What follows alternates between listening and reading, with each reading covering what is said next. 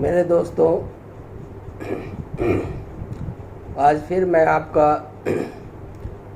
DN learning channel में स्वागत कर रहा हूं।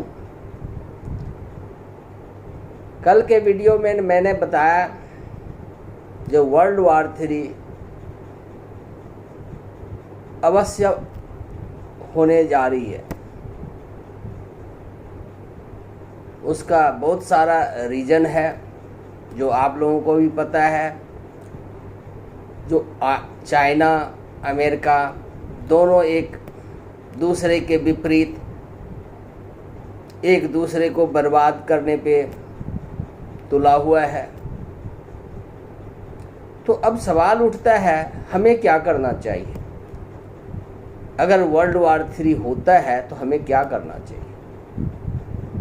तो मैं थोड़ा सा बेसिक पॉइंट आपको वर्ल्ड वार 2 का बताने जा रहा हूँ। जो 1939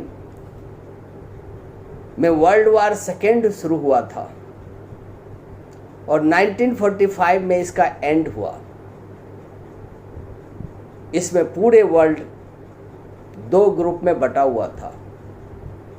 पहला ग्रुप था एक्सिस पावर, जिसमें जर्मनी, इटली, जापान, और दूसरा ग्रुप था एलाइज पावर, जिसमें British empire including India, France, Soviet Union, USSR, USA, China. अब देखो, इत्तेफाक की बात है, जो रूस और अमेरिका दोनों एक ही ग्रुप के साथ था, उसी के साथ चाइना और इंडिया भी था, क्योंकि इंडिया उस टाइम फ्री नहीं था। तो ब्रिटिश एम्पायर का अर्थ ही यही होता है, जो ब्रिटिश के अंतर्गत जितने भी देश थे सबको उन्होंने वर्ल्ड वार 2 में इन्वॉल्व कर दिया। उस दरमियान चाइना एक मोहरा जैसे था, पावर कोई नहीं था, ना इकोनॉमिक पावर ना मिलिट्री पावर। जापान उसका पड़ोसी उस टाइम का मेन मिलिट्री पावर था वर्ल्ड का। इकोनॉमिक्स और मिलिट्री में उसकी बराबरी कोई नहीं था। छोटा सा कंट्री था, लेकिन वो अमेरिका को इतनी बड़ी टक्कर दिया, जो विवश होके अमेरिका को एटम बम गिराना पड़ा। याद होगा, जापान ने पर्ल हार्बर पोर्ट पे अमेरिका के 15-16 शिप को विध्वंस कर दिया। 3-4 हजार मिलिट्री उनके मारे गए। अमेरिका घबरा गया। उसने सोचा जापान को रोकना है, और उस टाइम एटम बम केवल अमेरिका के पास था। जापान ने सोचा भी नहीं था। उसको रोकने के लिए अमेरिका ने पहला एटम बम 6 अगस्त, मेरे डाटा के हिसाब से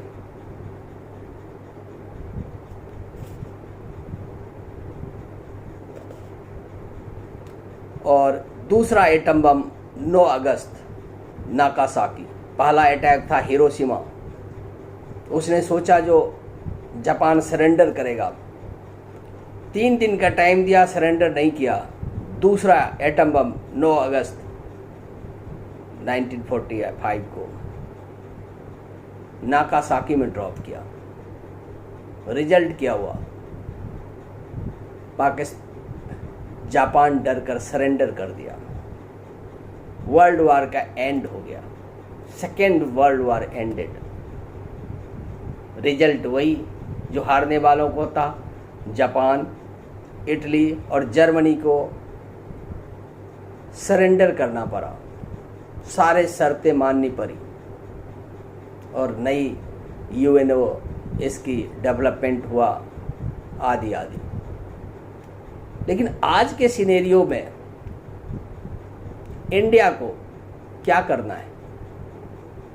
अगर वर्ल्ड वार होता है तो किसके साथ इंडिया को रहना है?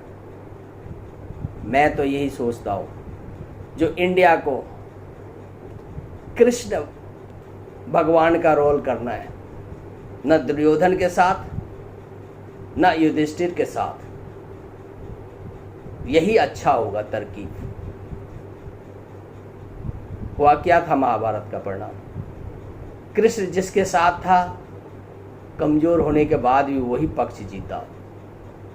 तो इंडिया को अपनी स्ट्रेटेजी लास्ट मोमेंट में डिक्लेयर करना है। देखना ये है जो कौन सा पक्ष किस पर हावी होता है। चाणक्य भी यही कहता है, अपने से बलवान आदमी के साथ दुश्मनी नहीं लेना चाहिए, वेट करना चाहिए उस समय का जब वह बलवान आदमी कमजोर ना हो जाए।